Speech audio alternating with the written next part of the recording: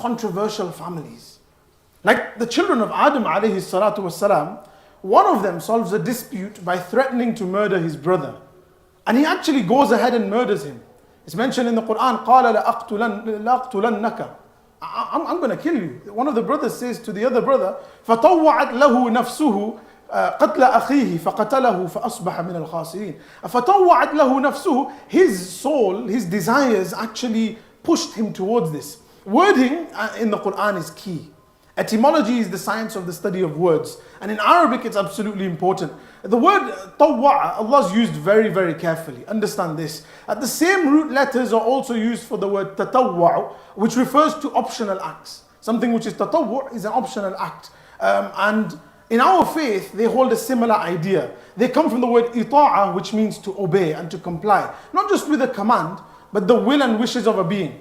Look, when we do optional acts, we are showing Allah, I'm not just interested in following your law, Allah, but I'm willing to go above and beyond. So in this context, فَطَوَّعَتْ لَهُ نَفْسُهُ, understand, his soul convinced him.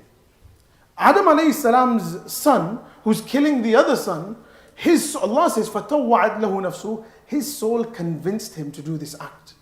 Otherwise he wouldn't, and the word convince in Arabic, you might have used something like إِقْنَعَ لَهُ نَفْسُهُ. إِقْنَعَ means to convince. But no, طَوَّعَ means not just to convince, but to justify the act. This is key. Where something is made beautified, the desires beautify this act. We do this too. We do this very, very often. We justify to ourselves, no, it's a good thing that I'm doing. I'm not speaking to my brother anymore because I want to teach him a lesson. He needs to learn some humility. I'm not going to give charity to this person. They're probably just faking it. It's probably a scam. I'm going to give this to my child because I don't want to be that parent who doesn't give to my child. We convince ourselves. فَطَوَّعَ. We build those justifications within ourselves, and we know when we're doing it. And kids are really good at this. Kids are phenomenal at justifying things. To the extent that they will justify something so badly, or so well, so effectively, that you'll accuse them of something which they've done. You saw them do it and say, it wasn't me. And they'll even start crying, and you'll be like, did I see wrong? Extremely convincing. And we've done it ourselves. And so we see this trend amongst the prophets. Allah gave them extremely controversial families. I was speaking to Sheikh Talha earlier, and I was asking him, what word do I use to describe these family members? I said, it seems, and please understand what I'm trying to say. It seems Allah deliberately chose, and this is the wording I was struggling with, it seems Allah deliberately chose to give the prophets some seriously messed up families. Now, not the prophets themselves, but Allah deliberately did this. And we're going to look into the Quran and we're going to try and understand this. I wasn't comfortable using these words, and Shaykh Talha mentioned the same. But you realize, wait a minute, Allah didn't hide this detail. And this is where our loyalties lie. It lies with Allah. If my Allah puts something in the Quran, He's put it there for a reason. Allah explicitly tells us that these family members were extremely controversial that the prophets were given. Let's begin with an analysis of the brothers of Yusuf, which again is an amazing archetype for us to learn from. On the one hand, the father Yaqub alayhi salam, a great prophet, has this amazing child Yusuf. Yusuf alayhi salam is respectful, he's well-mannered, he's humble, he's pious, he's patient. On the other hand, you have these almost psychotic brothers of Yusuf who are scheming against Yusuf. They're saying, "Uqtulu Yusuf." Let's kill Yusuf. Awitrahuhu ardan. Let's throw him in some random piece of land. And ardan in Arabic is not, it's not specific. If it was al-ard, you'd say this land. They didn't even, it's like some far away, some distant land, some land nobody cares about. يَخْلُ لَكُمْ وَجْهُ أَبِيكُمْ. This is where shaitan comes in, the justification. يَخْلُ لَكُمْ وَجْهُ أَبِيكُمْ. يَخْلُ لَكُمْ وَجْهُ. Your dad will no longer be focused on Yusuf, and then he'll love you guys. وَتَكُونُوا مِنْ بَعْدِهِ قَوْمًا صَالِحِينَ. And then we'll become pious. Pause for a moment. Have we ever said, let's go kill this person? Have we ever said, let's go kidnap this person and stash them away, bury them? Allah brings an extreme scenario, but Allah says, don't think you are beyond this. Do not for a moment think you are beyond this. What caused this? What led to this? What was their justifications? They said, we're doing it for a good reason. We want dad's attention to be on us. And وَتَكُونُوا مِنْ بَعْدِهِ, Allah will become pious after this. Just this one act, wallahi, I'll become pious. Allah, I'll do this. Just this one act. Just this one business transaction, let me do this one. And then after that, inshallah, everything will be legit. Just this one thing. Allah shows us these archetypes in the Quran. Sometimes we look at the stories of the prophets and we overlook these key elements. But, this is what Allah is trying to show us. And I'm sat there thinking, wow, these are boys of the prophets. These are sons of one of the greatest prophets, Yaqub alayhi salatu wassalam. And these guys are plotting things that we haven't even thought of. Now some people actually go ahead and question the parenting of Yaqub alayhi salam, and they say, well, maybe he messed up. Maybe he showed more love to Yusuf and that's where he went wrong. I fundamentally disagree. A prophet of Allah, I disagree that this is possible. And his parenting was impeccable. So then somebody might ask, then how do we understand this? Because the brothers on one side are saying, إِذْ قَالُوا لَيُوسُف. These brothers are saying, لَيُوسُفُ وَأَخُوهُ. Nah, definitely Yusuf and his brothers. When you say that la, it's like nah. 100% Yusuf and his brothers, أَحَبُّ إِلَىٰ أَبِينَا, are more beloved to our father. First thing. The other guy, Yusuf and his brother, the brother they're referring to is Binyamin. Notice they don't say his name. They say Yusuf and his brother. So it seems like the boys have already made teams. And this is again psychology that Allah is using just in the wording. Yusuf and his brother, they're on that side. Us boys, the other 10 brothers, we're on this side. Yeah, we're not with Yusuf. And it seems that Yusuf and his brother, but the brother's not that much of an issue. Because if the brother was an issue, they'd have said his name. But it's Yusuf they have a primary issue with. They said, أَحَبُّ إِلَىٰ أَبِينَا. He's more beloved to our father. Pause. Who says our father? When you're having a conversation, you don't say our dad, you just say, dad loves him more. Where does this our father come from? It seems there's this complex here where it's our dad. It's not his dad, it's our dad. It seems that these young boys are having this kind of dichotomy or dichotomy over here. But wait, why is that giving so much attention there? We want some attention. وَنَحْنُ عُصْبَةٌ. These are adults who are planning this. They sound like children. They're saying, we're a big group though. Come on, we're hench. We've got these qualities. وَنَحْنُ عُصْبَةٌ. And then they say, إِنَّ أَبَانَا لَفِي ضَلَالٍ مُبِينٍ. Now, that's literal translation. Our dad, لَفِي ضَلَالٍ مُبِينٍ, he's lost it. Literal translation. Dalal is somebody who's misguided. Mubin is extremely clearly, he's lost the plot. That's literally what these boys are saying. Not what we're saying. We know Yaqub alayhi salam is a great prophet. They're saying dad doesn't know what he's doing. And this is actually very, very important. That, this claim that they're making that, dad loves him more.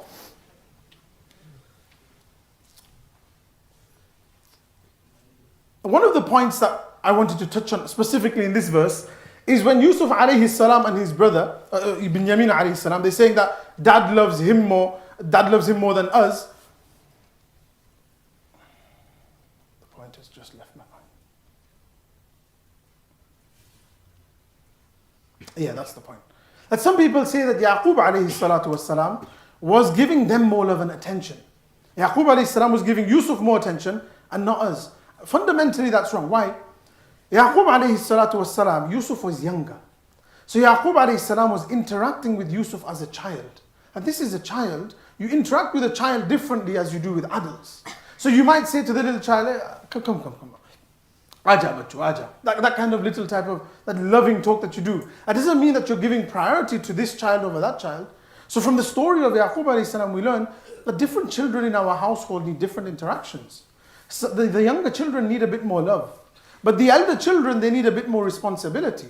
You give them jobs, you give them roles, you give them responsibilities that they have to do in this house. And you can't treat them like little children. Because if you treat the adults like little children, and they grow up to become little adults, adults who are extremely childish. And there's nothing uglier than that. And so what should the boys have done? This is slightly kind of focusing on the boys, the youngsters, but what should the boys have done? They should have come to the father and said, Dad, we've noticed X, Y, and Z. Dad, we've noticed that you don't love us anymore. You love Yusuf more than you love us. And I want you to understand something here. This is a trend that happens in the Quran. This has happened in the Quran before. When Allah created Adam alayhi salam, understand this. The angels had this thought brewing inside of them. The angels were there like, Allah's creating these humans. Why? We worship Him. We're already worshipping Allah. Why do you need these humans? It could have become like an us versus them thing. What did the angels do? They did what the brothers should have done. The angels came to Allah and said, Allah, you've created these humans. We're not being rude or anything, but why? We already praise you, Allah. We already worship you. قالوا, the angel said, أَتَجْعَلُ فِيهَا, Allah, you're going to make in this earth مَن يُفْسِدُ فِيهَا, somebody who's going to cause corruption. وَيُسْفِكُ الدِّمَاء, they're going to shed blood. But just to make sure that they know that, Allah, we're not asking in a disrespectful, وَنَحْنُ نُسَبِّحُ بِحَمْدِكَ وَنُقَ, Allah, we worship you, we remember you, Allah, we sing your praises. And actually they were extremely scared to ask this question. Because you can tell by the way they've ended this by saying, no, Allah, but really we do this, we're happy with doing this. But we're asking sincerely. Allah responded to them and Allah satisfied their curiosity. Allah said, these are the reasons. And khalas, they were convinced. But there was one guy lurking around in the heavens who had this question too, right? And he didn't ask the question. It was Iblis. Imagine how he felt. Why is Allah creating this Adam dude? Does Allah love him more? Does Allah not like me anymore? What's going on here? And these thoughts are brewing and they're festering day by day. They're getting worse until Allah says to the inhabitants of the heavens, bow to Adam. The angels instantly bow because they had their curiosity and concern resolved. Who remained standing? Iblis. He didn't ask. He didn't come to Allah and say, Allah, I've got this query. I'm not too sure about this. He allowed it to fester and bubble and boil, and look where it landed him. What do we learn from this? From the story of Iblis, from the story of Yusuf alayhi salam's brothers, you can't assume you know why somebody is doing something and it's troubling you, then ask. Speak out. Raise your concern. Sometimes our children will have questions. You can leave it you could leave it sealed and not create an atmosphere where they can ask. But you will see Allah shows us in archetypes through angels. Angels, Allah, and Allah, ajib, Allah shows us even angels can have curiosities. And the angels asked Allah, khalas, they had their answer responded. Somebody can go from this earth, Iblis, and can be elevated and promoted to the heavens. And in the heavens they used to call him Ta'usul Malaika, the peacock of the angels. Meaning, he's the colorful one, he's the flamboyant one. If you were to sit amongst the angels, you'd notice Iblis. He's different, he's distinct, he's special. Somebody can reach that height and have a question festering in their mind, have a question festering in their heart, and it's not resolved. And if it's not resolved, you end up committing disobedience to Allah. And so now come back to the prophets, the Prophet Yaqub alayhi salam, his sons. They had a question. They had this constant thought within them that why is dad treating Yusuf with so much love? Why does dad love him so much? You know what shaitan will do to every single one of our children? He'll do exactly that comment. You see, what was the solution? The brothers had to go to Yaqub and say to him, Dad, why do you love Yusuf more? Shaitan puts it into their hearts. There's no point asking Dad, he's biased. Inna abana lafi dalarin mubin. That's why that's so relevant. Dad's lost the plot. Dad's picked his sides. Shaitan knows that the solution is go to Dad and ask him. But he won't let you. Shaitan will put into your heart, Dad doesn't know what he's talking about. Dad's from that generation. Dad doesn't know what I'm going through. He's not been through the challenges I'm going through. He doesn't know my context. Inna abana lafi dalarin mubin. Allah brings this and He shows us through the lives of prophets to show you if it can happen to a child of a prophet, who are we? Who are we that it won't happen to us? It can happen to every single person. This is why we have to study the stories of the prophets. This is why we have to study the Quran. Allah shows us these ideas in ajib ways. Ajib ways. And so, even the shaitan discussion, by the way. You know when shaitan said, why do I have to bow to him? First of all, the brothers of Yusuf, their logic was wrong, right? They said, why doesn't dad love us more? Of course dad loves you. And he loves you just as equally. But this is a little child. You treat a child differently to this. So shaitan is there thinking, wait a minute, I'm fire. I'm made out of fire. I rise and clay drops. But his rationale, his logic was wrong. People say you shouldn't think logically. You should think logically. His logic was actually fundamentally flawed. When you look at fire, fire is destructive. When you look at clay, clay is constructive. The clay is something which is beneficial. So even from a logical perspective, there was a reason for him to bow. But then we take a step back and we say, what if there was no logical reasoning? Sami'na wa ata'na. Allah tells us to do something, we do it. Why? Allah knows best. I prefaced and began every single discussion with Allah knows what He's doing. Allah knows best. We have a pixel, Allah has the picture. I'm going to digress slightly from the script here because I think it'll be beneficial. Just on this topic of Allah knows best, I'm just going to skip to the ending of that discussion. Okay, the slight digression. You've got Yusuf, the story of Yusuf. It's actually extremely important and slightly digressing. When did Allah reveal the story of Yusuf? The Prophet ﷺ, again, studying Quran, you have to do it in life with the Prophet ﷺ, with the seerah, because the Quran was revealed to the Prophet ﷺ at certain moments of his life. Understand this. The Prophet ﷺ was going through some difficulties. First of all, his wife had passed away, Khadija radiallahu anha. Lady Khadija has passed away. Thereafter, his uncle passes away within a period of 2 months. Uncle is Abu Talib. Why are these two individuals significant? Within the home, his strength and support was Khadija radiallahu anha. And outside of the home, his strength and support was Abu Talib. These were key individuals in his life. And you've just lost these two individuals. And you're at that early part of your mission where you knock on the door and somebody spits in your face. Where your da'wah was silent. It was between a few people quietly. And Allah says to you, Qum, Muhammad, stand. فَأَنذِرْ, go and warn the people. It doesn't matter that they'll kick you. It doesn't matter that they'll spit on you. It doesn't matter that they'll do all of these things. Qum فَأَنذِرْ, go and warn the people. وَرَبَّكَ فَكَبِّرْ, go and announce the name of your Lord. This is where he was at the stage of his mission. He goes to Ta'if. He goes to Ta'if, and we know the story of Ta'if, how he gets absolutely just annihilated in Ta'if.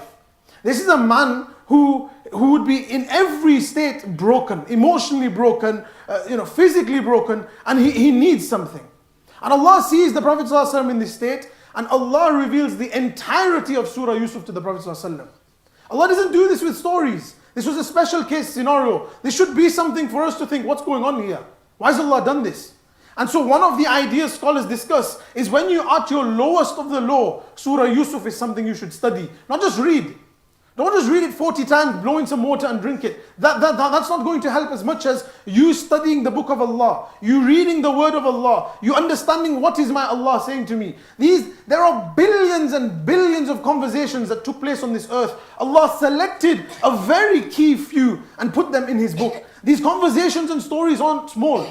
These individuals, and sometimes Allah won't bring prophetic stories, He'll bring non-prophetic stories. The Quran is a book of guidance. And until I don't accept that, I won't be able to progress. And I will keep injecting this idea throughout this whole discussion today. At the parenting, I will try and put some of the ideas from the prophetic stories. Until I don't start studying the prophetic stories, I can't appreciate this. Allah revealed Surah Yusuf in its entirety to the Prophet ﷺ because this is what he needed at that time. And this is the solace that he needed. Why? What is Surah Yusuf? Surah Yusuf is a young boy in the safety of his home. He's then taken by his brothers who hate him. And they throw him around and he's dropped into a well. This is a child who you'd think he's traumatized. Who was it that turned against him? His own flesh and blood, his own family. Allah teaches us there are times your own family will turn against you. Your own family. And sometimes you will have to warn your own children about somebody in your house. Think about this. Yusuf alayhi salam, he's with Yaqub. And Yaqub says to him, alayhi salatu wassalam, he says, Yusuf, don't tell your brothers about this dream. What's Allah teaching us? You might have to have some seriously sensitive conversations with your children saying, this family member, watch out. This person, be careful. Because Yaqub alayhi salam had to do it. And Allah is showing us that you may also have to have a sensitive discussion and say, you need to watch out from this person, you need to look out from this person. Yes, they're family, respect them, love them, but don't tell them everything. Isn't that true? Yaqub alayhi salam teaches us this. Continues. Yaqub alayhi salam actually knew that the brothers, they have this tendency and they're actually extremely spiteful. Yaqub alayhi salam as a father, he was very perceptive. And we see this when he says, يَكِيدُونَ كَيْدًا. They will plot against you. But the word for plot in Arabic, you don't necessarily have to use the word kaid. You could use other words. So let's see the etymology of this word and see what we can understand. You know, the word kaid comes from the word kada in Arabic. Kada is used when, say for example, somebody is, they use it for a woman, for example. They'll say kadatil mar'ah. When a woman is about to experience her menstruation cycle, and that uncomfortable feeling she's experiencing, just before the blood comes out, they use that word to refer to kada. Another time they'll use the word kada is when a person is about to vomit. When a person is about to throw up. They have a discomfort in the stomach. The saliva comes into the mouth. Kada is used just before they vomit. What's Allah showing us in this wording that's used? It's something that was brewing and festering for a while in these brothers. Jealousy is something, wallahi, if it brews and festers, it will lead you to what the brothers did. Allah is showing us that you think it's okay. If you do not keep your nafs in check, you do not ensure that you've kept it, you will justify to yourself something as bad as murder. You will justify to yourself something as bad as kidnapping somebody. It's this qada that took place. Something, and by the way, one of the things of qada, the scholars mention, Lane's lexicon mentions this, that when somebody is about to vomit, nobody else knows that what they're going through in that moment.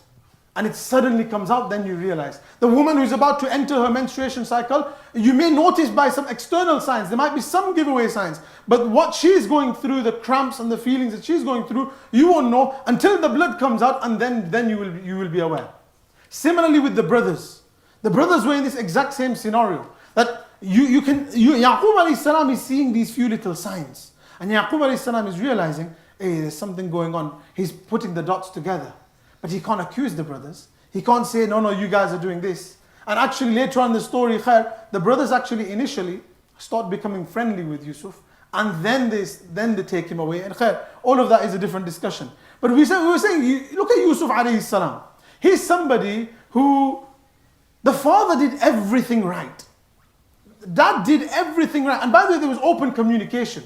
There was serious open communication with Yaqub and Yusuf, right? إِذْ قَالَ يُوسُفُ لِأَبِيهِ Yusuf alayhi salam comes to his dad and says, Dad, I saw a dream. Ya abati, Dad, listen up. إِنِّي رَأَيْتُ أَحَدَ أَشَرَ I saw 11 stars. By the way, inni is used over here.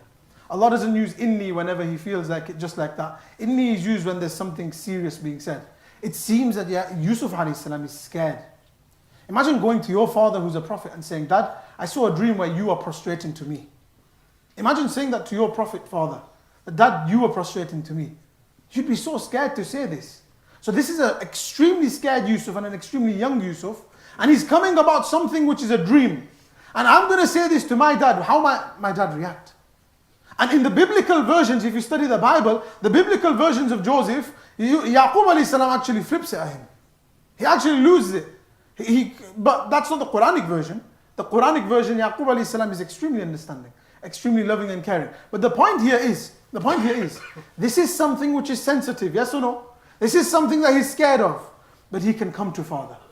He can come to dad at a young age, Dad, I need to speak to you about this. That this is something which is weighing heavily on me, I need to speak to you. Communication is key.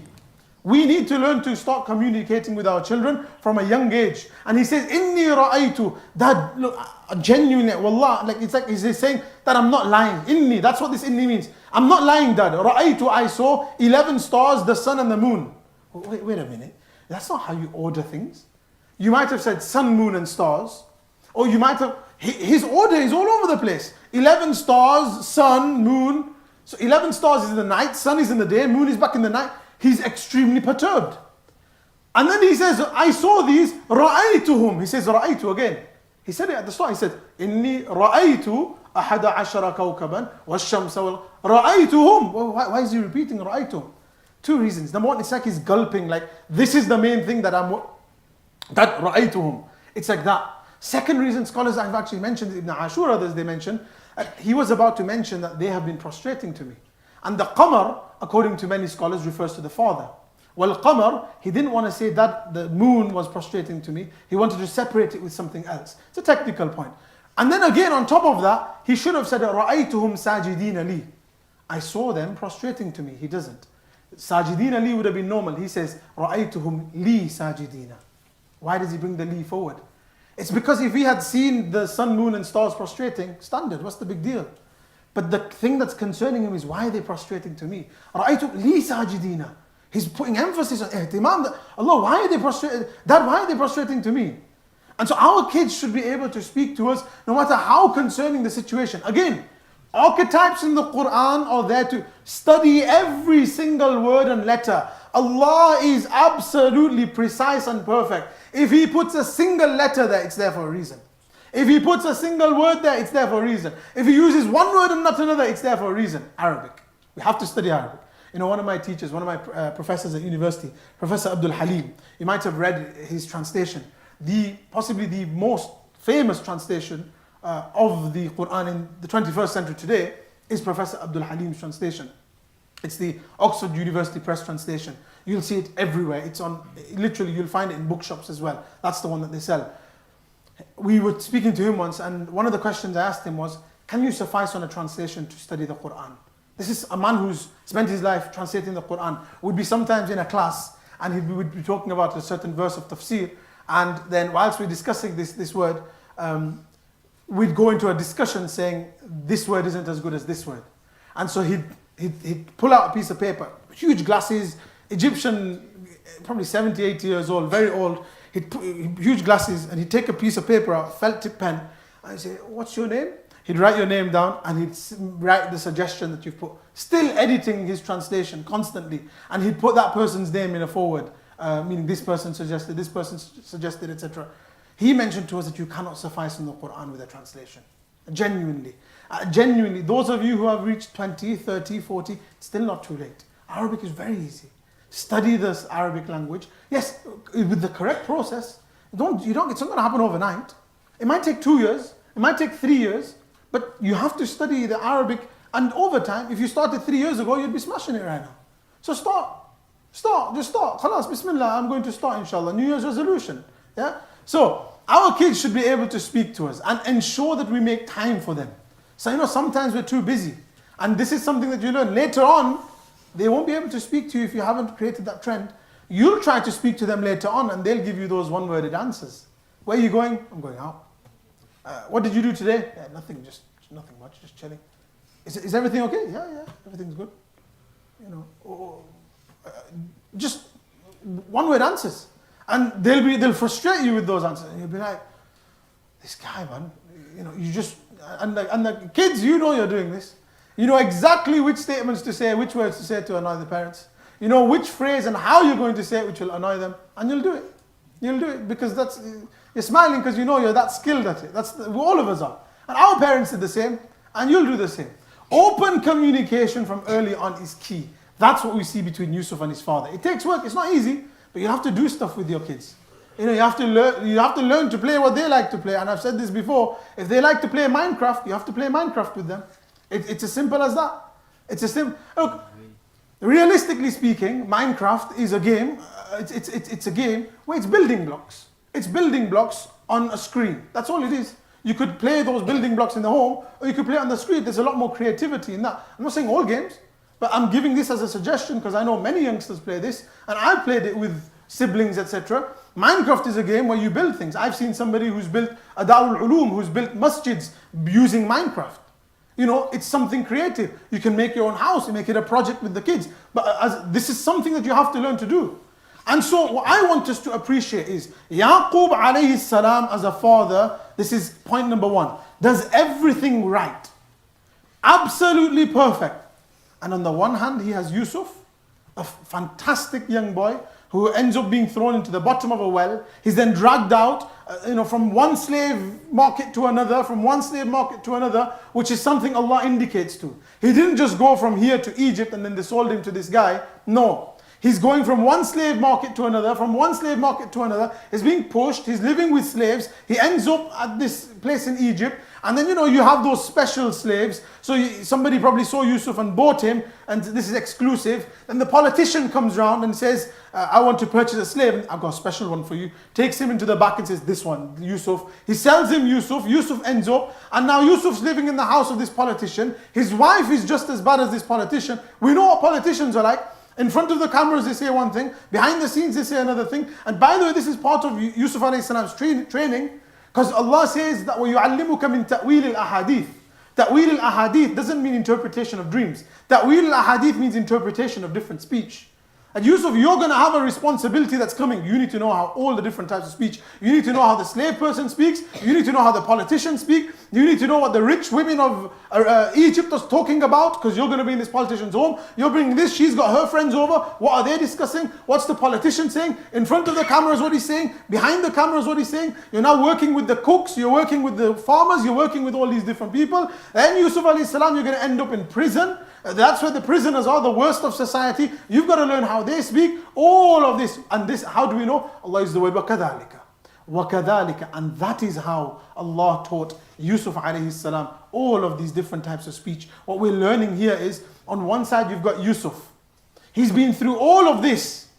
Isn't he somebody that we would say he's been raised in a state school? He's not had an Islamic upbringing. He's not had any of this. But he turns out perfect. On the other hand, Yaqub alayhi salam has these rebellious boys who, by the way, in the end they repented. And we'll discuss that. But they were being raised in the home of a prophet. One of the greatest prophets that we believe in. And the best Islamic school money can buy. The best role model is living in his home.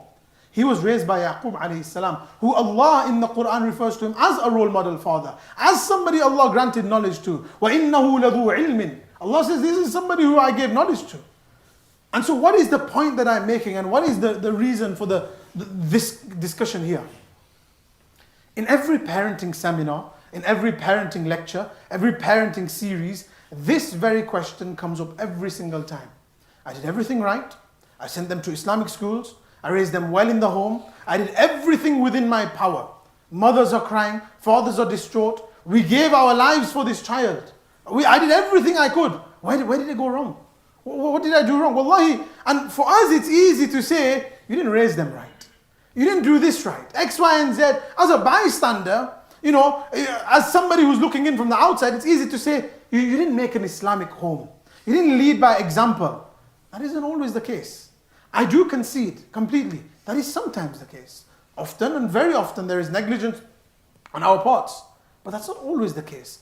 And Allah shows this to us through archetypes. I'm speaking, Sheikh Habibullah spoke to those individuals who may be coming onto that stage of parenting. And who may be, at that early stage of parenting where they can make these changes. And you can do something about it. But I want to show you the other end. What about that parent who sat here thinking, now, what do I do now? My child's gone beyond now I can't do any of these things. I try to do what you're mentioning, Sheikh, but the child doesn't listen. The child doesn't want to perform salah. The child says, stop, you're always bugging me, man. Stop it, I don't want to know. This discussion is for those parents. And Allah shows us this through archetypes. In all aspects. You want to see a messed up father? Look at the father of Ibrahim alayhi salatu wasalam. He's the guy in the village who's carving the idols from stone. Ibrahim alayhi salam's father. He's the man who people come to and they say, I want to buy this idol. He'll make the idol for them. He's the one who's propagating worship, idol worship and polytheism. Despite Ibrahim alayhi salam growing up in this context, surrounded by all of these things, he is able to grow up into a leader of monotheism. To such an extent that Islam is an extension of the faith of Ibrahim alayhi salatu wasalam. Allah refers to our religion as the millah of Ibrahim, the lifestyle of Ibrahim, the religion of Ibrahim. We're following in his footsteps. This is a boy who was raised in an un-Islamic home. A boy who for all intents and purposes went to a state school, was surrounded by disbelief, was surrounded by irreligiosity, yet he wasn't tainted by these ideas. And on the other hand is the son of Nuh alayhi salam, another prophet.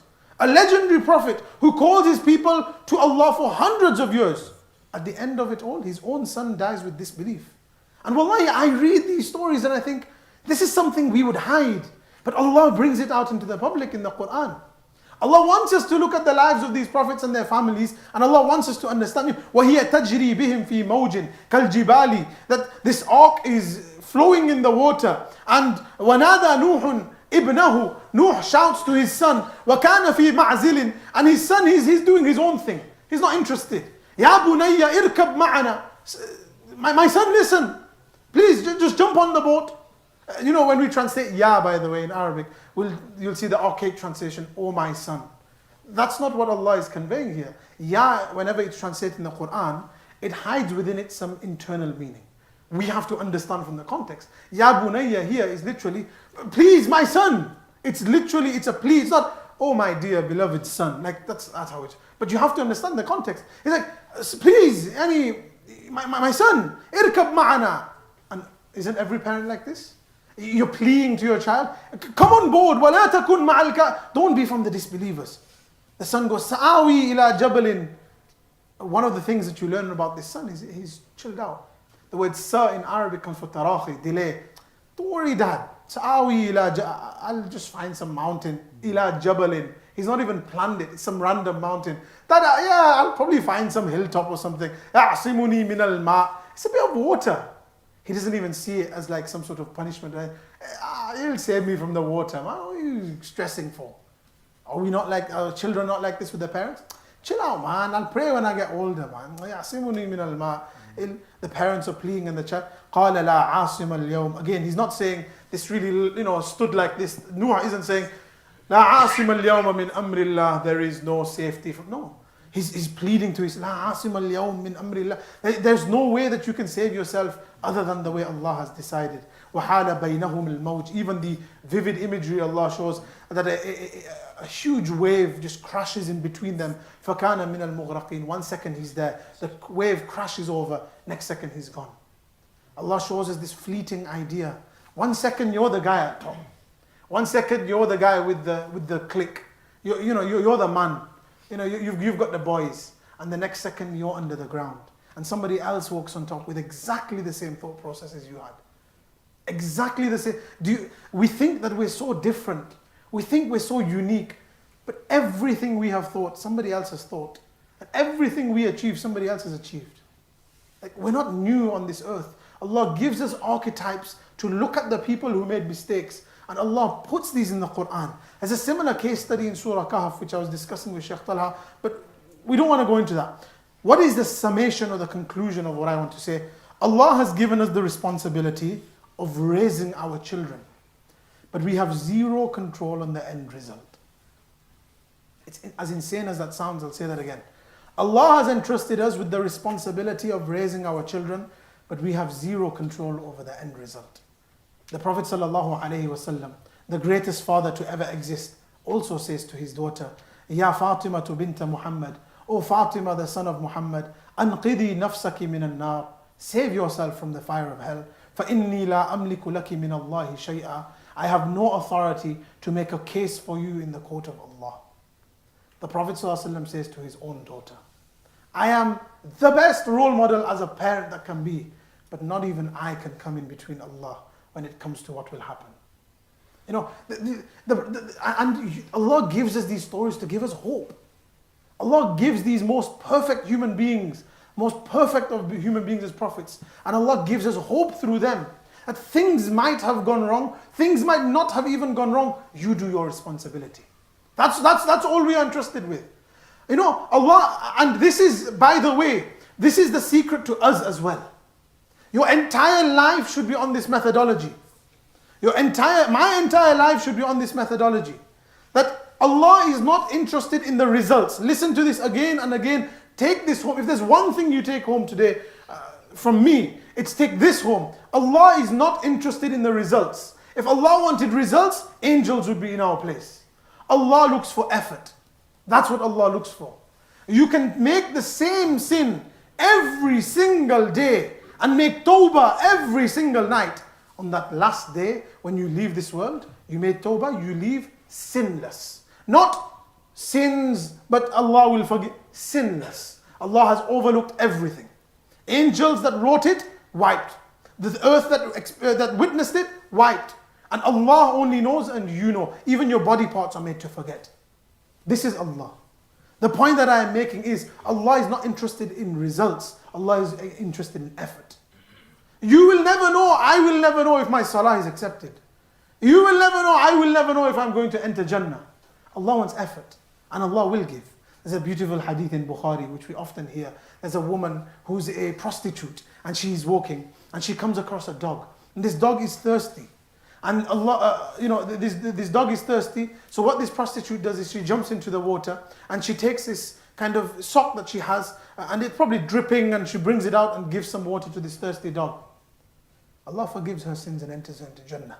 We read that hadith very quickly and slide on and move on. Stop. What have the scholars of hadith mentioned on this? Question number 1. Who sent the dog? Who sent the dog? Anybody? Allah. Allah sent the dog. Did Allah not see that this is a woman who is involved in immorality? Allah wanted to give her an excuse for forgiveness. We forget Allah sent the dog. That's a huge aspect of this hadith. Allah gives us on a day-to-day basis opportunity after opportunity. Youngsters, adults, fathers, mothers, children. Allah gives us opportunity after opportunity to get closer to Him and to be forgiven. One of the methods Allah gives us is our children. One of the methods Allah gives us for our forgiveness is children. They can become a test for us. They can become a test for us. Extremely religious children are also a test. Allah is testing you that how arrogant do you become? My son, he does this. My son, he's achieved this. Exam results come out, I start calling my cousin saying, oh, what did your son get? My son got this. My son got into this college, university. These children become a test for us. And if a child goes the other direction, they become a test for us. Allah wants to see, how do you change? How do you react to this? And Allah gives us these children as a trust. And another concept, again, which inshallah I'll conclude now, I just saw the time. But we don't give up on our children. That's the key over here. We don't give up on our children. Yaqub alayhi salam is our role model father. He's the archetype we're studying here. He knew what these sons had done. Let's be realistic. They come home and they bought this shirt with blood all over it. And Allah's already showed him through Yusuf alayhi salam that Yusuf had this dream that this guy is going to become somebody special. And you think the father didn't know? The father didn't know that Yusuf's completely fine. Yusuf's got this great future ahead of him. Allah's already showed it to him. He knew. Some scholars have mentioned in tafsir that the shirt was ripped, etc. So the shirt wasn't ripped. Ibn Ashur disagrees with that. He says, no. They went through every effort to even put fake blood. Of course it was ripped. They did everything they could to try and convince him. And the scholars actually mention that the fake blood was actually what convinced Yaqub alayhi salam. That's a different discussion. It's really cool the way Allah has worded that.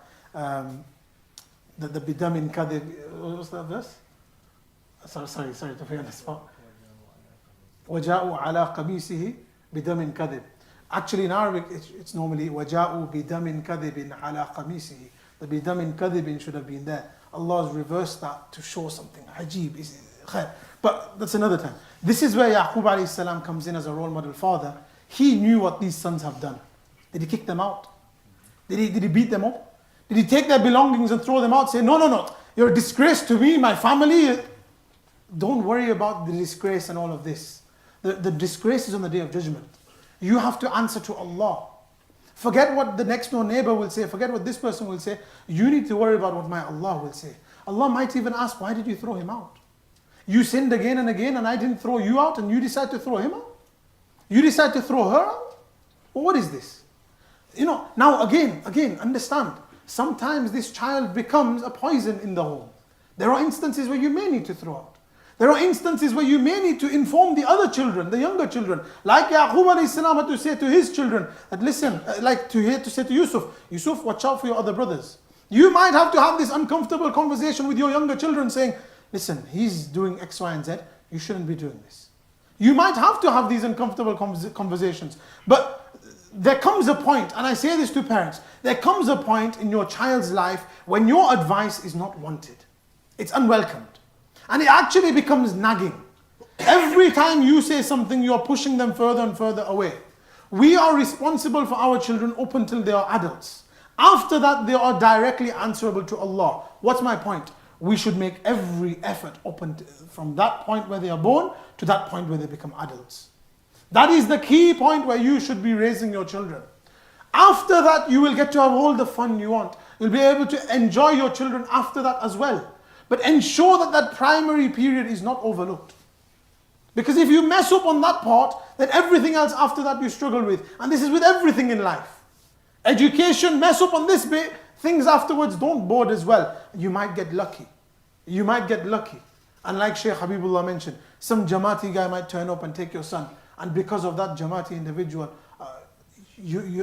through that individual, Allah might have their guidance.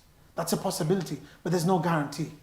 And so we shouldn't be trying to control our children after they are, you shouldn't be lecturing them. Show them the love, provide them the emotional support, continue giving them a place in your heart. Don't lose your calm, keep cool. Yaqub alayhi salam has his own sons. Don't take it from me, take it from Allah. He has his own sons walking in with a shirt that has blood all over it. He knows they've lied, but he lets them in. Why? There's nothing he can do at that stage. He does, he tries, but it's in the middle of the night. The boys were smart. They came at night. These are the sons of Yaqub. They're going to be smart. Yaqub alayhi salam is genius. So these boys, they're thinking, if we come in the daytime, Dad's going to say, go find him. Dad's going to say, show me what. They come at night, yabkun, crying. Dad's going to be like, there's no lights. There's nothing I can do. It's pointless even. So Yaqub alayhi salam does push them. He says, where are they? Where are they? And from the verse of the Quran, you can see he's constant, and and then they come to a point where they say, that even if we told you, you wouldn't believe us. It seems that that comment isn't made when you've just been asked once. People say, how come Yaqub alayhi salam was so blasé about it? Like, hey, my son's gone, khalas, big deal, yeah, I got another. It wasn't like that. He was pushing and pushing and then he comes to a point where he's like, these guys aren't budging. So he said, khalas, fasabrun jameel. And even fasabrun jameel, we'll discuss that some other time. How can patience be beautiful? Fasabrun jameel, beautiful patience? Because there is ugly patience as well. You can be patient waiting for something. And how long is this food taking, man? You're patient, but it's still ugly patience. Fasabrun jameel is a beautiful patience as well. Right? I always like the food examples, as you can see. Anyway, because we always understand them. So sometimes when things go wrong in parenting, you may have to be patient. Wallahi, you'll have to be patient. And it's not easy. It's serious. And there's a parent in London who's given me a phone call, and he's come and met me 2-3 times now. Because my daughter has left the fold of Islam. He can't sleep at night. It's this constant thinking, and he's like, I've cut her off and this and that. I don't want anything to do with her. I says, you cut her off, you are the only link that she will have to Islam. You have to keep that link. It's difficult. People will see you and judge you. Who cares what people think? Allah is there. Yaqub alayhi salam, was he there thinking, I have to answer to the people, where's my...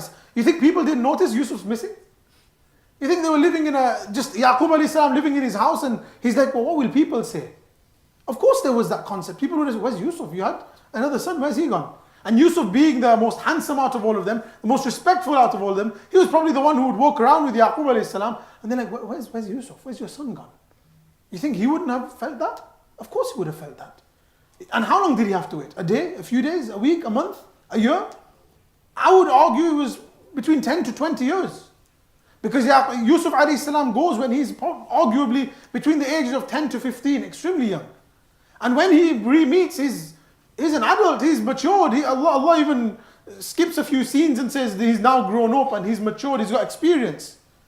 And so if you really want the bitter pill, then for parents, your kids or young teenagers, young men and women, they reach a stage at their life where they will take advice from anybody but the parents. They just don't want, our egos are such, especially when we're young, that we reach a stage where we listen to anybody but our parents. They just don't know what they're talking about. And where does this stem from? Shaitan. He planted it in the children, didn't he? He said it to Yusuf alayhi salam's brothers, Inna abana, Dad's lost the plot, man. He doesn't know what's going on. He can do that to us as well. The son of a prophet, it happens to him, why can't it happen to us? And this is why the fundamental years are so essential. We have to do our work early on. We can't be constantly lecturing them, nagging them later on. You know, one of the verses of the Quran which Shaykh Habibullah mentioned, وَإِذْ قَالَ لُقْمَانُ لِابْنِهِ وَهُوَ يَعِظُهُ. When Luqman said to his son, is your name Luqman? Okay. وَإِذْ قَالَ لُقْمَانُ لِابْنِهِ. When Luqman said to his son, وَهُوَ يَعِظُهُ. He was giving him advice. Why would Allah mention that? Why would Allah feel the need to say وَهُوَ يَعِظُهُ? When Luqman said to his son, oh my son, لَا تُشْرِكْ بِاللَّهِ, don't commit polytheism. Why does Allah put in this jumla haliyah, this sentence which tells us وَهُوَ يَعِظُهُ? By the way, guys, he was giving advice. It seems Luqman had some conversations with his son which was not advice, and some conversations which were advice. There are times in your life where you sit down and give advice to your children. Not every moment should be advice. Not every moment should be lecturing. Not every moment should be assessing every single move of theirs and scrutinizing it. Why are you doing it like this? Why? Do it like this. You're driving? No, drive like this. I'm driving, man. No, drive like this. You don't even know how to drive. You're doing it constantly. وَهُوَ يَعِظُهُ. There are times when you give advice. Allah saw it so essential to mention this was a moment he sat down to give advice. If you're giving advice constantly, it's not relevant anymore. Nobody cares. You know that one guy in the masjid who's always shouting and screaming, nobody listens to their voice anymore. But that one guy who never speaks in a meeting, and he suddenly speaks up with a firm voice, everyone goes quiet. And everyone's like, oh, he spoke. Do you understand? وَهُوَ يَعِظُهُ, that advice, it has to be key moments. He was so selective and strategic when he would select when to give advice. And the final bit of advice we're concluding now, dua. Continue making dua for them. You cannot make enough dua for your children. And the du'as don't need to be fancy, but they can be fancy, because the prophets made du'as that were fancy. They made du'as, Allah, make my children leaders. You might not be able to see how that will happen. You might not be able to see how that happens. I don't make du'as come to reality, Allah does. Understand this concept. Allah is the creator of every single thing in this universe. Allah can do anything He wants, however He wants. Again, prophets are there for this reason. There are things that you see in life which are trends, that are sunnah. And the sunnah of this universe, there are systems in place. Allah breaks these systems to show us, I do what I want. Fire burns, no? Ibrahim is thrown into the fire. What's Allah teaching us? You think the fire burns. It burns because I make it burn. Allah, some narrations, some tafasir mention that when Ibrahim alayhi salam was told to sacrifice his son, he rubbed the blade onto the throat of his son. Some tafasir mention he rubbed the blade. And they mentioned that it didn't cut. It was blunted. Allah shows the knife cuts. A child will tell you this. I can take that quality out of that. It is Allah who does everything. I don't speak because I can speak. You don't walk because you can walk. Allah allows us to do these things. My dua to Allah should be sincere. Allah, you can make it happen. I don't know how my child is going to become an imam. Right now they are involved in drugs. Right now they are involved in alcohol. Allah, I look at you because you have the pixel. Sorry. I have the pixel. You have the picture. Such a cool line, I messed it up. I have the pixel. You have the picture. It's Hamza Tzotz. He says this sentence. We were with him a few times and he's mentioned this a few times now. So that's his line. He says, we have the pixel, Allah has the picture. Ajib. That's what Surah Yusuf is. Surah Yusuf is a boy who's thrown to the bottom of the well. This kid should be the most traumatized kid you've ever seen, with every single problem in life. He's taken through the slave market. He's taken to this politician's house as a slave. He's a free kid. He's taken and put into a prison. Where did Allah put him? Allah puts him on a throne. And every person, and by the way, you go through difficulties in life. Yusuf had to go through difficulties, yeah? One person went through difficulties, tens of thousands of people were saved later on in the story. This drought happens. If it wasn't for Yusuf's quick thinking, if it wasn't for Yusuf's understanding of the dream, alayhi salam, thousands of people would have gone through drought, difficulty, death, starvation.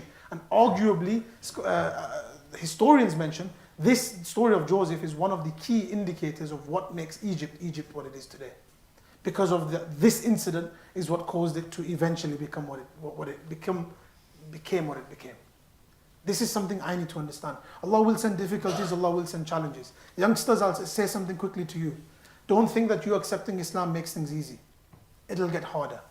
I promise you. The Prophet ﷺ mentions this. Somebody who comes into this deen, it doesn't make things easier. Allah will send challenges your way. Don't think that I've accepted Islam, why is everything not going my way? This is the way, this is the nature of Islam. That challenges come to that person who comes closer to Allah. The Prophet ﷺ says, I was given difficulties in this religion more than anybody else. And the next people to be given difficulty will be those who are closest to them. What Allah does promise you is that He will help you to navigate those challenges. Wallahi, Allah will help you to navigate those challenges. وَيَرْزُقْهُ مِنْ حَيْثُ لَا يَحْتَسِبْ. Allah will bring means out of places you could not even imagine. This is what Allah promises us. The closer you come to Allah, don't think things will get easy for us. Never has Allah claimed this, never has Islam claimed this. You can bring any hadith that you want, it will not mention that you coming closer to Allah will make things easier for you. But what it will do is it will make your ability to resist you know what Allah does? لا خوف عليهم ولا هم يحزنون. Allah makes your heart such, you don't feel grief, you don't feel sadness, you don't feel pain. Anything will happen to you, you won't feel that grief and pain which you might have. Allah allows you to navigate challenges and difficulties. And this is why we have to study the Quran. This is why we have to study these archetypes. Make dua, inshallah, there's youngsters here. I'm currently putting a paper together, inshallah. Make dua, Allah makes it a beneficial paper, makes it a success, and allows us to benefit from the words of Allah. But this was for, I often find that this is a topic that's not discussed. That those kids who have gone beyond the pale of coming back, and we're like, there's no hope for this guy. But Allah shows in Yusuf alayhi salam's story, there is hope. And actually, the brothers, how messed up were they at the start? They repent at the end, don't they? The woman in the story who was involved in one of the worst of acts, she even accused Yusuf alayhi salam of X, Y, and Z. At the end of the story, she repents as well. It's an amazing story. Not just for the sake of story. Adults, I'm telling you, study the Arabic language and then study tafsir with Shaykh Talha, Shaykh Habibullah and different people. Study the word of Allah. Allah's word is different. It's a miracle, genuinely. And one of the, wallahi, last thing inshallah, in terms of this content, I'll even put this down. The last thing, you want the preservation of your child's faith, dua, all of these things there, give them Quran. Give them the gift of Quran. Genuinely. Arabic and Quran. I'm not talking Arabic in terms of speaking. I'm not talking Arabic in terms of speaking. I'm not talking Arabic in terms of MSA, Modern Standard Arabic. Because MSA is different to Quranic Arabic. Understand this. It's a complete different language. In Arabic, the study should be of conventions. What is normal Arabic? And then when you study the Quran, where does Allah break those conventions? And when Allah breaks those conventions, you will be amazed at what Allah is playing at, what operations Allah is hiding within those words. It's insane, it's insane. I'm telling you, you have to study it for yourselves, not for me. And youngsters, if there's one thing you take away, take this away. That one day I'll find an Arabic course or an Arabic class and I will study Arabic for the Quran. Not so I can go to my local Arabic kebab shop and say I'd like to order a shawarma in Arabic. Don't worry if you can't do that. Don't worry if you can't ask for directions in Medina Munawwara. He'll know where you want to go. There's only one place everyone's going.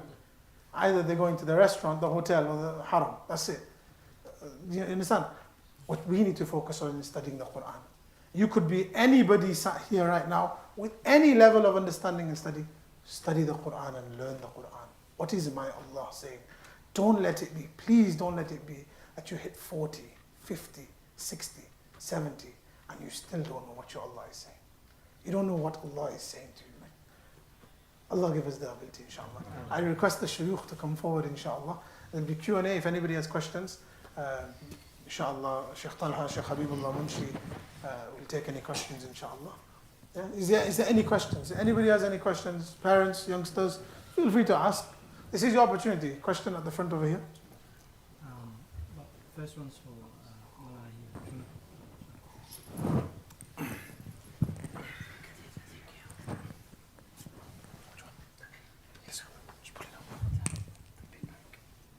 Where is it? This one.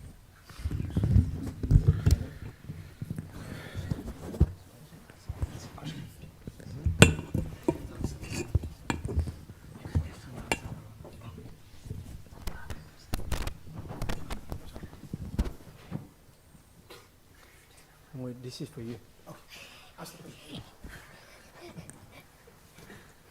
So 2 points you mentioned, Maulana, before regarding the haircut. Personally, what I get from a lot of the youngsters is a difference of opinion between the ulama themselves on what they get and how they perceive that.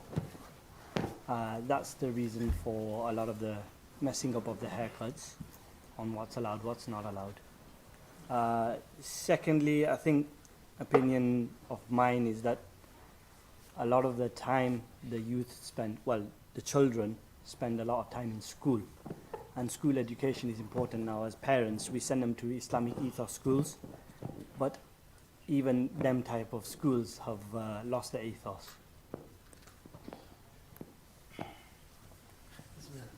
Does Imam Isap want to answer that? No.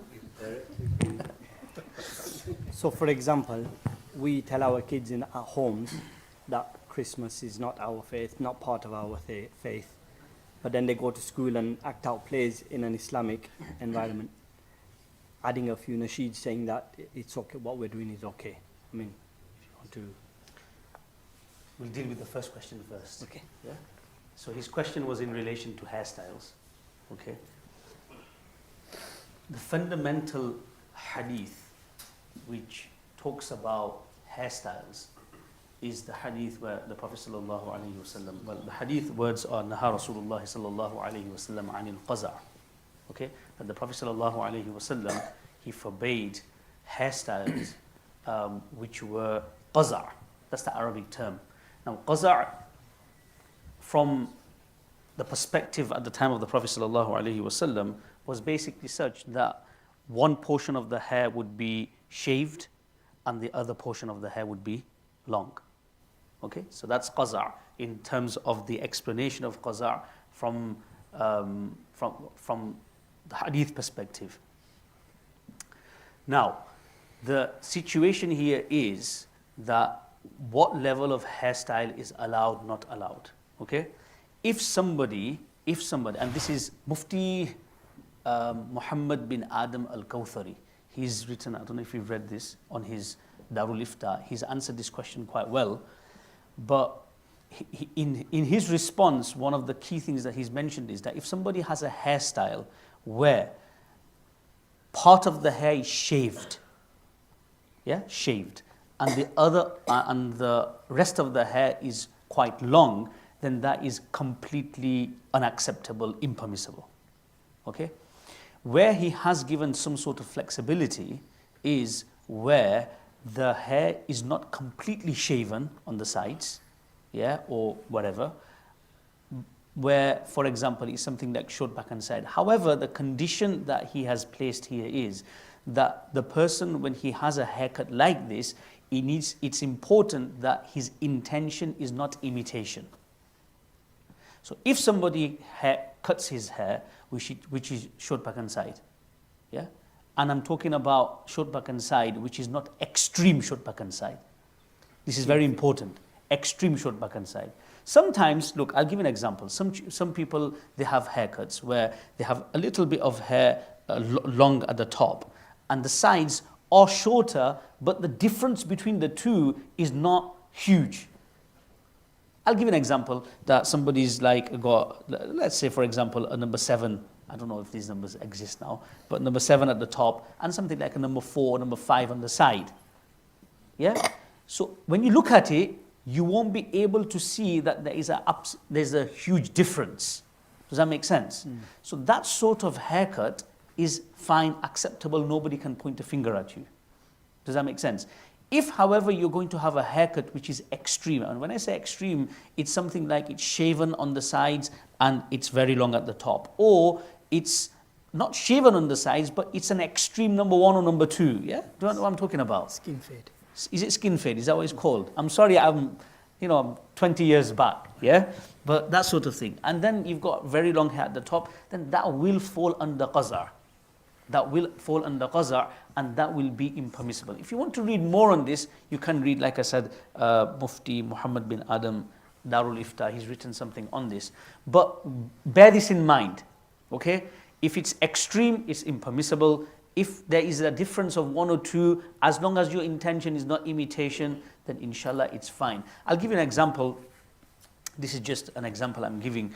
We've introduced recently rule of hairstyles, especially for the Hifz class boys and for the Alim class boys. I see Muhammad was there, he's still there. So, and we've drafted up a policy, and we have given this little flexibility, okay, where there is a difference of a couple of sizes, we would overlook. And one of the reasons, ideally, and we've actually made this very clear to the pupils and parents, ideally hair should be all equal. That's absolute ideal.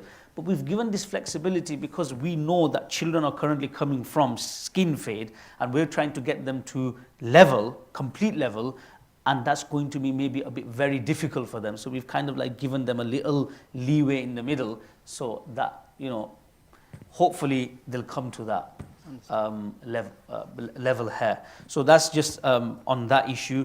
On the second issue, which Harun mentioned about Islamic ethos and things like that, I think there's been a lot on social media already on it, so I won't discuss it anymore. What do you mean? What's that? Haven't seen it all.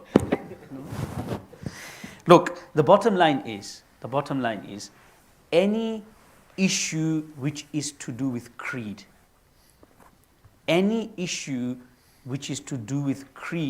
then we have to be extremely, extremely careful in terms of what we kind of like promote. Okay, when it comes to issues of creed, we have to be very, very careful. So that's why, if you notice in my, when I did my talk, I talked about Christmas tree, I talked about things like that. These are issues to do with creed, okay? And there is no flexibility in that. We are Muslims, we have Muslim identity. There is really no flexibility, and you can't justify it, okay? So I'm not going into specifics, because that's not my remit, and frankly, I'm not interested. But the bottom line is that when it comes to creed and matters of creed, then there is no flexibility, and we must hold fast to our Islamic principles. That's what I will say on that. Musab, do you want to add something to this?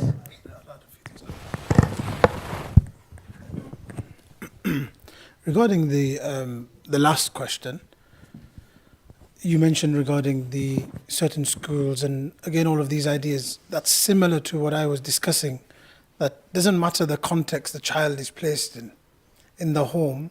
If you teach them correctly, they can be in the worst of contexts, it doesn't go wrong.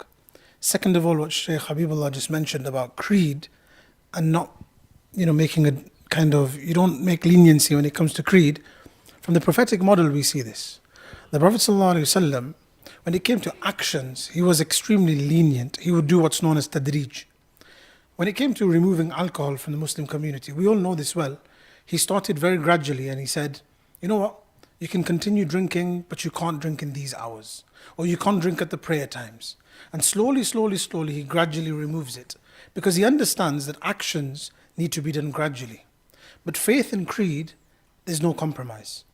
The Prophet ﷺ, when he came and he saw that when people would go to the graveyards, they would be worshipping.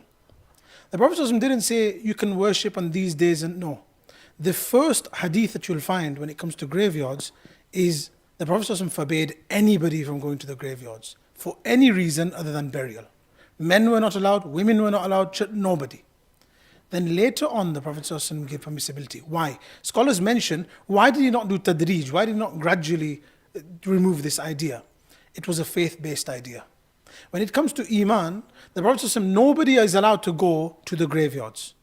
He then taught this idea of faith. He taught them monotheism, took them away from polytheism. And once this was well established, the Prophet ﷺ then re-allowed them to go back into the graveyards. And you will see this again and again in the life of the Prophet ﷺ. They come to the Prophet ﷺ, and the Prophet ﷺ knows he needs support. The Prophet ﷺ has a lower hand here, and the mushrikeen have a higher hand. And they say to the Prophet ﷺ, look, you believe in some of our gods, and we'll believe in your God. The Prophet ﷺ says, no. And that's where Surah Al-Kafirun was revealed. That your religion is your religion, my religion is my religion. Creed and faith, there's no compromise in that. From an Islamic perspective, we don't compromise in that. And every part of our faith, there's a relevance to it. Really, we haven't studied even the imaniyat, Allah, angels. Why do I need to know about angels? Like, what's the point of me knowing about? I don't see an angel. I don't see any angels in my life walking around or this and that. So why should I learn about angels? Actually, when you study the ahadith on angels, and this is something that we're currently working on, all of the ahadith on angels are there to motivate you to do good and to keep you conscious of a system in place. When I do this act, Allah sends these angels for protection. When I do this act, and these angels are interacting with us on a day-to-day basis, in the ghaib, in the unseen. What Allah wants us to do is take things from the seen, and He wants us to focus on the unseen. Angels are operating in the background. Right now there's millions of angels gathered around us right now, all the way to the heavens, discussing us. This is a hadith of the Prophet ﷺ. Every single one of our names is taken. The hadith scholars mentioned, slight tangent, hadith scholars mentioned here, can you force Allah to do something? We can't force Allah to do anything. The hadith mentions that Allah says, if you remember me in a gathering, I will remember you in a gathering. It's the fact that Allah wanted to mention every single one of us, that He allowed us to sit here today so He could speak to us, speak about us to the angels. For me, that's an honor. For you, that's an honor. Speaker, listener, doesn't matter. Allah wanted to speak about us, that's why we're here. So from a faith perspective, there is no compromise in these things. And we should, one of my Jummah khutbah recently was on Surah Al-Ikhlas. At Christmas time, Surah Al-Ikhlas is a phenomenal surah for us to focus on. Because it's extremely short. It's one of those surahs that the believer just generally loves. because it's short. It's the first surah we'll go to in many of our salahs, sunnahs, nawafil, anything. It's the first surah. It's a surah that we should internalize because it has a lot of these faith-based ideas. Yeah, but what we need to understand is these schools are run by ulamas, or the hand behind it is ulamas, is what I'm trying to get at. So do we take our children out of them schools, like advised by some elders? I think that that's a school? specific case scenario. Maybe see Sheikh Talha afterwards, or local imam. No, because it's a specific case scenario, that is. But generally speaking, there are responsibilities that we have, that we ensure that our children, and again, we might take that responsibility ourselves. We might place the child in a school that we trust. But if we now have doubts in this regard, then I think a specific case scenario. Musab, what do you reckon? Habibullah, I think speak to Sheikh Talha. I think speak to Sheikh Talha. It's a specific case scenario, so that's for that reason. Nobody wants to talk about it. Sheikh Talha will inshallah afterwards. Is there any questions or?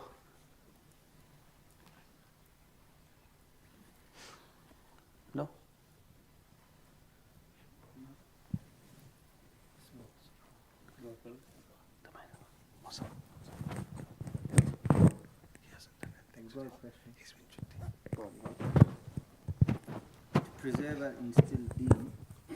To preserve and instill deen, families emit TV, fashion, movies from the household, all common and acceptable in most households. But in these testing times, what advices, ideas can be given to parents to keep young children entertained, provide and good bring? You go first with that one. I'll go after you. So the question is, what form of entertainment? How can people actually away from the TV device? No. So the question is, how do we keep our children entertained, keep them away from certain vices that exist? Just because it's on TV, for example, doesn't mean everything on the TV is wrong. Just because they're on the PlayStation doesn't mean everything on the PlayStation is wrong. You can censor this, and you should know how to censor these things. That's our responsibility. When you purchase these items in the home, you didn't ask these questions then. But you should know that when internet comes into my house, there's responsibilities that go with internet. You should know exactly what the kids are surfing. I should know exactly what they're looking at. And if I don't know, then that's a huge issue. A massive, massive issue. So it's not about removing forms of entertainment. It's about knowing what exactly is their entertainment. What are they binging? What are they viewing? Because everything that you see, everything that you take in, everything that you hear, it affects you in some way. Like, we are social beings from the get-go. Allah has made us social beings. There's no getting past this. You will take on the effects of things around you. You can kid yourself as much as you want and say you are as much of an alpha male or whatever that you want to say. But you are a social being. And the scholars actually say something really cool. They say the letter alif, that too takes effect from the letter before it.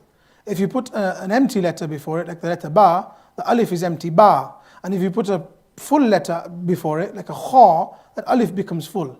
Everything in this world has some social impact. So you need to know that when my child is flicking through that Instagram feed, or when my child is flicking through that Facebook, or whatever, everything they see, they are consuming. That is their company. And that is what we mean by company. And there are guidelines that the Prophet ﷺ mentions. This is a beautiful hadith of the Prophet ﷺ. You know, the Sahaba, they were sat around. They had this habit where they would sit on the edge of roads. So where you had two roads passing, they would sit on those corners, on the turuq. And so the Prophet ﷺ advised them, don't sit on these pathways. So the Sahaba said, oh, Prophet of Allah, we have to sit on these pathways. This is where we chill. This is where the boys are. This is where we, Brixton Corner. We have to chill here, or there's no other option. Like, first of all, understand, if I'm sat here saying, put your mobile phones away, no more mobiles. You should say to me, but we have to, this is where we chill, this is where the boys are, this is where I do my work. What does the Prophet ﷺ advise? The Prophet ﷺ advises 4 or 5 things there in that hadith. One of the things he advises is, control the gaze. That's a social media hadith through and through. When you're on social media, you say to the kid, no, don't use it. You say to every person in the bayan, don't use it. The Prophet ﷺ was a realist. He said this hadith to tell you, the best case scenario is get rid of it. One person raise your hand and tell me that you, without your mobile phone, you'd be a better person from your Islamic perspective. From time wastage, whether it's procrastination, whether it's sinning, whether it's just going on Reddit and going after one thing after another, just going, and that's one of the things that they've developed, right? I was reading something recently, the unlimited scroll. Before you'd get to the bottom of the page and you have to press 2, and then page 3, and page 4. Now you don't have to press page, it refreshes itself, you keep going. One of the things that we have to understand from this hadith is the Prophet ﷺ is telling us, don't use social media. And there will always be a couple of us, myself included, say, but I've got to use it. It's the only way I can get my lectures out. It's the only way I can get my bayan out. I've got to put it on my status. Then in that case, there's principles. And you have to follow these principles. He talks about don't cause taklif to anybody, don't cause harm to anybody in the path. Cyberbullying. That's what cyberbullying is. And so, again, that hadith is extensive. But what I want to convey in this is something which seems like a 21st century issue. I want the youngsters to have this conviction and learn that your Prophet ﷺ has discussed this. And he discussed it in ways that you can't even imagine. Because he was mulham min Allah. When the Prophet ﷺ was speaking, it wasn't him speaking in essence. It was Allah revealing to the Prophet ﷺ what to say. And Allah was telling the Prophet ﷺ, this is what you need to instruct. And if me and you believe genuinely with our hearts, that this is a religion that is for the Day of Judgment, then I have to believe that every single command that my Prophet ﷺ gave and that Allah talks about in the Quran is relevant. And so studying the Quran will learn, there's ways for us to kind of learn how to use these things. So entertainment isn't a bad thing. Entertainment isn't, you can't brand it as a negative thing. Like, there's so many concepts of the religion we will often misunderstand. For example, just a slight massive tangent, but I'll just do it because there's some people slightly young and this and that. I'll give you an example. Marriages, we always say have a simple marriage, have a simple marriage. In one of the marriages of the Prophet ﷺ's children, there were 300 people present. What does simple mean? What does simple mean? Does that mean less people? Actually, the Prophet ﷺ was for many people at the weddings. Simplicity is in terms of variety. Keep it simple in terms of a few dishes, if that. But it doesn't mean you have to have a small wedding of 3, 4, 5 people. Let's say, I'm really pious, I had 4 people at my wedding. That's not understanding what the Prophet ﷺ is saying. We've misunderstood entertainment. The Prophet ﷺ once says, there's a hadith, the Prophet ﷺ, when it came to marriages, he would throw khajur, dates. They would be distributed in that fashion, dried dates. Today somebody did, astaghfirullah brother, you're throwing food. Astaghfirullah, shame. But again, obviously there's a context. It's dried date, so it's not going to land on someone's clothes and make a stain, or the carpet's not going to get messed. Don't start doing it. Yeah, I'll get in trouble. But I'm giving you an understanding of the religion. I say this to teachers. The Prophet ﷺ, he had some of his students came to him, Sahaba. They said, "Oh Prophet of Allah, I am going to fast every single day." Imagine every single one of us is a teacher right now, and my student comes and says, "I'm going to fast every single day." I'd say, "See, why can't you all be like this guy? Pious kid right here." Another companion comes to the Prophet ﷺ, "Oh Prophet of Allah, I will never do nikah. No, I'm never going to get married. I'm going to spend every single night in your obedience. The entire night." What would we say as teachers? MashaAllah, look how pious this child is. These companions came to the Prophet ﷺ, the Prophet said, no, you've misunderstood piety. I get married, and I spend time in the night with my wife, and I also worship Allah. I fast some days and I eat some days. I spend some time in the night worshipping, I spend some time sleeping. Moderation is what the Prophet ﷺ taught us. And so, entertainment isn't wrong, but don't go too far that way and don't go too far that way. Understand that entertainment is, you can find legitimate forms of entertainment if you look for them. I gave you an example of Minecraft. Right now, not everybody's going to go home and sit down and start playing Minecraft. Half of us don't even know how to hold a pad. But I'm giving that as a suggestion. That's something I found that works. That's something and if you try, you'll find, there's 101 ways to entertain yourself. You can go out somewhere, you can do this, you can do that. And there's not a shortage of websites that you can surf for halal entertainment. You'll find it. We look for all the fatwas, we can look for this as well. We can guarantee there'll be circles and there'll be, parenting kind of little hubs that have discussed how can I entertain my child from an Islamic perspective. So these are things that we have to look for. These are things, like when the youth club was existing, that was a halal form. What Maulana Ashraf does on a daily, on Fridays, it's still on Fridays? It's still on Fridays, Youth in Action. for the youngsters to go and spend time and chill with each other. That's a halal form of entertainment. And so you're taking their friends and their boys and saying, hey, come and chill here. You place them in a safe environment. So you're not even controlling what they're discussing, you've just placed them in a safe environment. That safe environment will structure their discussions. They'll know I'm not going to discuss X, Y, and Z here. So you're not even being overbearing and kind of forcing them, do this, do this. You're not trying to make them smile when they don't want to, but you're finding ways to create safe places for them to have their entertainment. And so Islam isn't a religion of removing entertainment. Islam is a religion of navigating your way and having that halal entertainment. And so, I don't know if this... I think I think Musab has answered the question very well. I would just mention one thing here, that obviously we are now living in an era and time where everybody has some sort of device, yeah. So either an iPad or a tablet, and majority of the times when we were growing up, we grew up on the streets. Yeah, we would wake up in the morning, 10 o'clock would be out. I think we'd probably come home 7 o'clock, 8 o'clock. Nobody would bat an eyelid, no questions asked, nothing. That's how we grew up. But nowadays, I could be wrong, but generally that doesn't seem to happen now, where children are predominantly at home.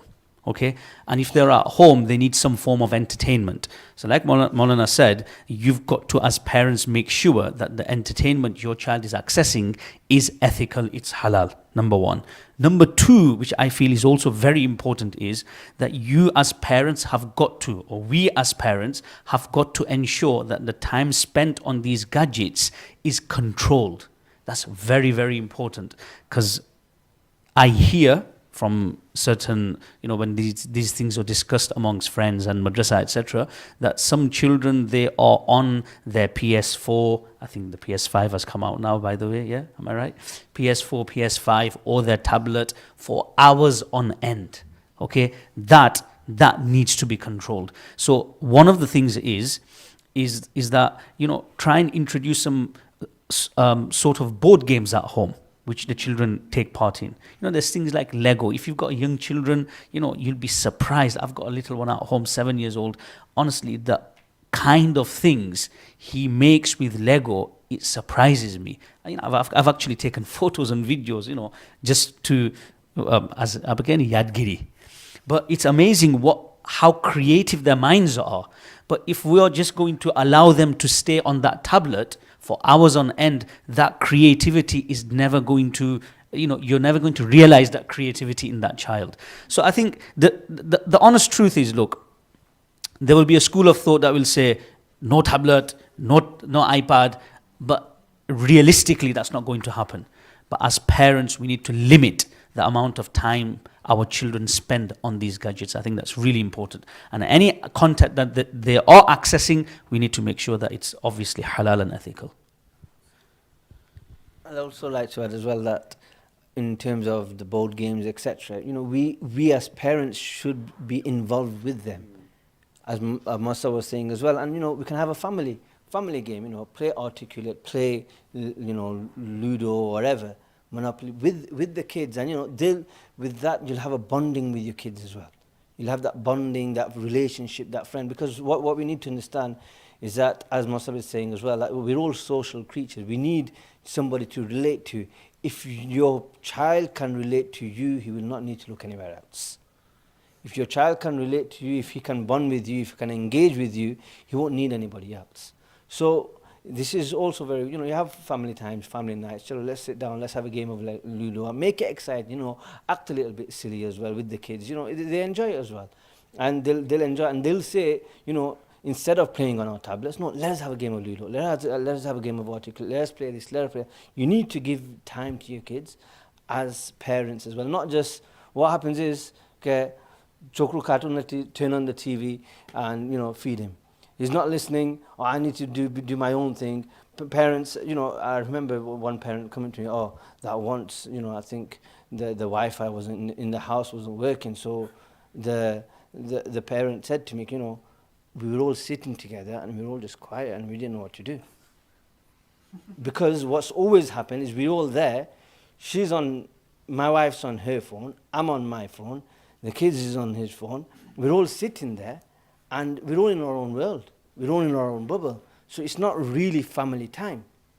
So then there needs to be that family bonding time where you all sit together, you all converse with one another, you all play, enjoy that relationship builds, fixing a time for food. Family time, food time has to be fixed all together as a family. I remember when we were young as well, there was a fixed time. Dad comes home and we'll all eat together at this specific time. And what now what's happening? Father's eating at a different time, mother's eating at a different time, son's eating at a different time, he's doing that. No. We all had to sit at this time. I'm hungry. Dad's coming home in half an hour. You'll have to wait. Dad's coming home in half an hour. We're all going to eat together. It builds that relationship within the family as well. These things may seem insignificant, but in reality, this is what builds the family.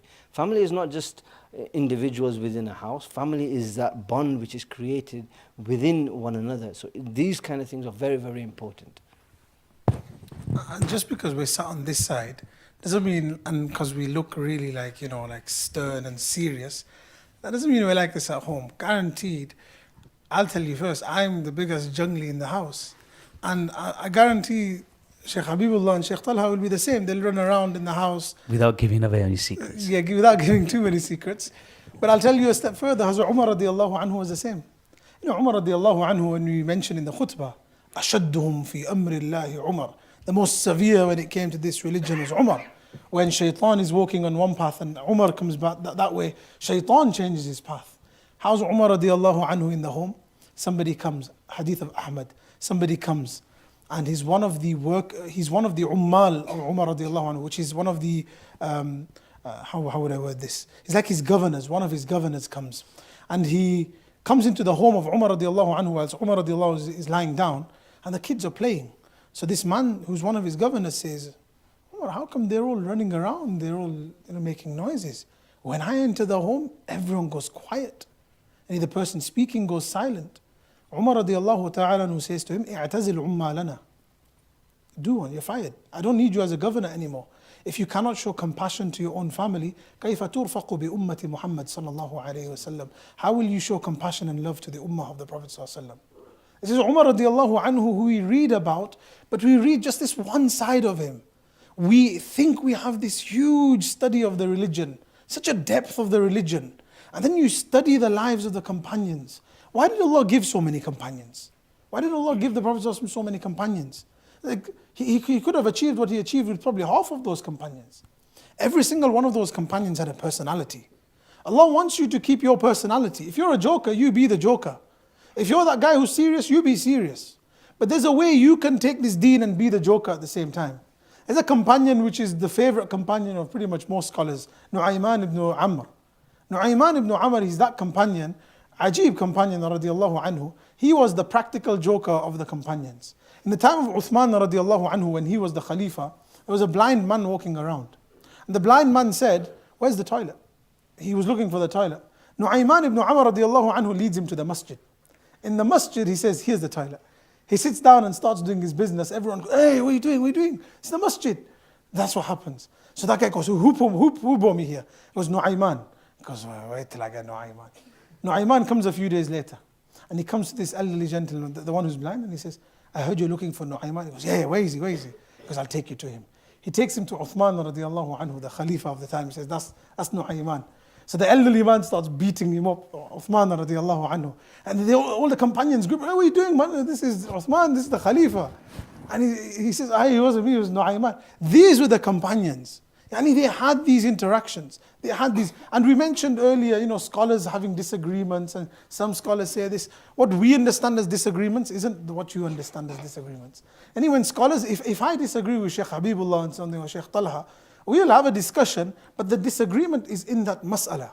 It's in that ruling. We love each other as though brothers. That's how it is. Imam Malik rahmatullah alayh and other individuals in his Imam Malik came out with this absurd idea that today we'd look at like, whoa, what did he say? He came out with a fiqhi ruling. And there were other scholars at that time who were like, oh, what is this? This is insane. But their interactions with each other were still loving. Ajib interactions they would have with each other. There was a disagreement between Imam Malik and Layth ibn Sa'ad. Imam Malik is in Medina Munawwara, Layth ibn Sa'ad is in Egypt. They had a disagreement. When Layth ibn Sa'ad came to Medina Munawwara, then Layth ibn Sa'ad gave dates to Imam Malik rahmatullah, a plate of dates. Imam Malik rahmatullah sent back a plate of gold coins to him. This was the interaction. They disagreed on a mas'ala, vehemently disagreed. And if you read the mas'ala and the discussions, there was some serious disagreement. But love for each other was always there. So what we understand as a disagreement, because we've never studied, innit? We've never studied to a deep level. So we say, yeah, this scholar disagrees with this scholar. He's got this opinion on this, he's got this, yeah, they must be kicking off. That's because everybody underneath is kicking off. These two probably have when Imam Abu Hanifa and his students of Imam Shafi'i, when Imam Shafi'i's students, they turn up to, after Imam Abu Hanifa passes away, the students of Imam Shafi'i go to visit the grave of Imam Abu Hanifa. Then they go to the masjid. They perform their salah according to the way Imam Abu Hanifa used to perform his salah. Not the Shafi'i way, the Hanafi way. And they said, we do it out of respect for the great man who rests in this grave. And if this was the love and the respect that they had. And as believers, this is how we should have it as well. When we say salam to each other, assalamu alaikum, within it is this hidden meaning. It may peace and how can I hold feelings ill? One of the scariest things for a believer is hypocrisy. This is what we should look after our heart from. How can you say to somebody, Assalamu alaikum, may Allah's peace be upon you, and in your heart you have ill feelings for this person? That's what the salam is there for. Every time you give salam, it's to fix this heart of yours. And how can I say salam to this person and hold ill feelings? I need to clean my heart. You should feel filthy within yourself. But how can I be a hypocrite? I give du'as. Why do we say MashaAllah, Barakallah, Tabarakallah when we see something amazing? The MashaAllah itself won't have any effect. The scholars have mentioned this. MashaAllah is a word that you say. It's the impact it should have in your heart. But it's what Allah wanted to give this person. But if you say, Allah, why did you give to this person? And you're saying, Allah, why did you give to this person? How can I question Allah? And so these ideas that we say, again, it comes back to understanding the religion. Youngsters, the biggest issue that you might have is this. When you see the religion as trends, and you see it as these formalities, and you see it as just actions and motions, you will lose the essence of this religion. As parents, bring into our children's lives the depth of these actions. The third dimension of prayer, the third dimension of fasting, the third dimension of everything we do. And then it'll become beyond just these kind of simple ideas. It becomes something which is deeper. I don't know where that came from, but any other questions?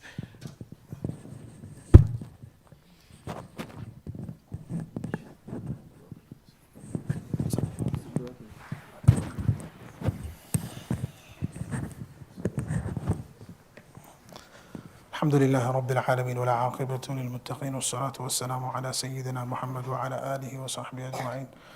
Oh Allah, forgive our sins. Oh Allah, we have gathered here today, oh Allah, to learn about your religion.